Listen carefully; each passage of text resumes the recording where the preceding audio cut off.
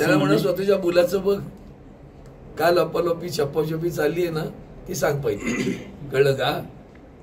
तिची लपवाछपी सुरू आहे, सीसीटीव्ही कसे गायब झाली ते बघा बरं. उद्धव साहेब ठाकरेंबद्दल नका बोलू, मुलाबद्दल बोला पहिलं म्हणा. धीरज लिंगाडे काँग्रेसचे आमदार.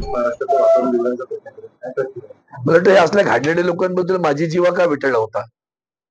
मी माझी जीवा विटाळू इच्छित नाही.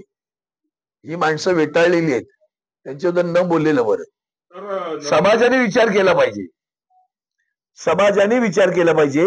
आपण विकले जाणार आहोत का? वैचारिक बैठकीने काय केलं तर समजू शकतो.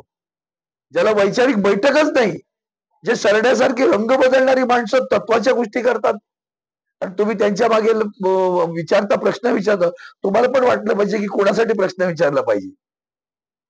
वैचारिक, सामाजिक, आर्थिक दृष्ट्या विटाळलेली माणसं आहे ती, त्यांच्याबद्दल न बोललेलं बरं. अशा प्रकारच्या बेताल वक्तव्यामुळे अजितदादांची जी मानसिक स्थिती ते ढासळली असल्याचे दिसून येते. मला त्या विषयात पडायचंच नाही ना, पुढचं कशाला घेता? मला त्या विषयातच पडायचं. त्यांनी त्यांचं बघून घ्यावं. मांडीला मांडी लावून बसल्यावर काही ना ओकार येते, काही ना शिव्या द्याव्याशी वाटतात, बघून घ्यावं त्यांचं. नरेंद्र मोदी म्हणतात की काँग्रेस ही अर्बन नक्षलवादी चालवते, आपलं काय? हास्यास्पद आहे. तुम्ही आता जम्मू काश्मीरच्या निवडणुका आहेत, हो, लाज वाटली पाहिजे, जनाची नाही मनाची तरी. आदरणीय पंतप्रधान तिथं जात आहेत आणि जवान शहीद होतोय रोज, त्याची लाज वाटते का? नाही.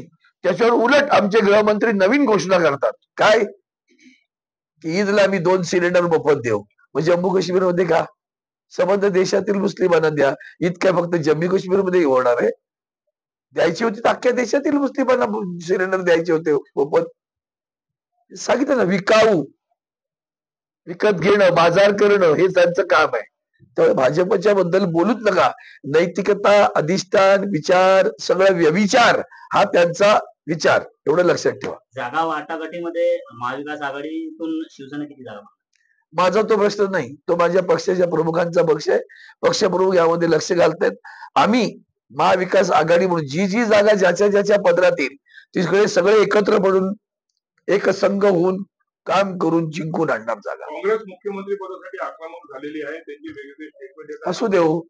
माझ्या दिवशी माननीय राहुल गांधीजी बोलतील तेव्हा ऐकूया आपण, सोनिया गांधीजी बोलतील तेव्हा ऐकूया. महाविकास आघाडीचा मुख्यमंत्री चेहरा मी काय बोललो? पुन्हा ते पुढचा प्रश्न बोललो, जातच नाही ना शिल्लक.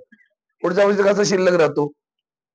बच्चू आघाडीने तिसरी आघाडी केली, आम्हाला मुख्यमंत्री आमचाच राहिला. बच्चू है भैया, रोज रोज बदल जाता है. आतापर्यंत त्यांनी किती वेळा राजीनामा देण्याच्या गोष्टी केल्या तेवढ्या बघा. त्यामुळे काय मूळ नसतं, शेंडा नसतो, असली माणसं घेऊन तुम्ही कसले प्रार करत बसता खाटक्याचे. तिसऱ्या आघाडीचा सत्ताधारी पक्षाला पाठिंबा होईल, मदत होईल का?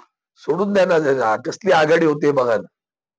होईल का आधी ते बघा. आधी काय नको तिकडे वेळ घालवतो आपण. केंद्रीय राज्यमंत्री प्रतापराव जाधवांनी एका भाषणामध्ये असं सांगितलं की त्यांनी 3 पिढ्यापासून वीज बिल भरलेच नाही. बघा, या महाराष्ट्राला आदर्श. काल मोर्चात होते ना त्यांना विचारा, का हो ते वीज बिल भरत नाही, तुम्ही का भरता? त्यांच्या मोर्चातल्या लोकांना विचारा, तुम्ही बिल का भरता? जा त्याच्या घरी, सगळ्यांनी बिल त्याच्या घरी पाठवून द्या. सांगा आता आमची बिल पण तुम्हीच भरा, नाही तर भरू देऊ नका. हे चरित्र आणि चारित्र्य आहे त्या पक्षाचं, कळलं ना? त्यामुळे न बोललेलं बरं. तुम्ही महाराष्ट्रभर दौरा करताय, आजचे दिन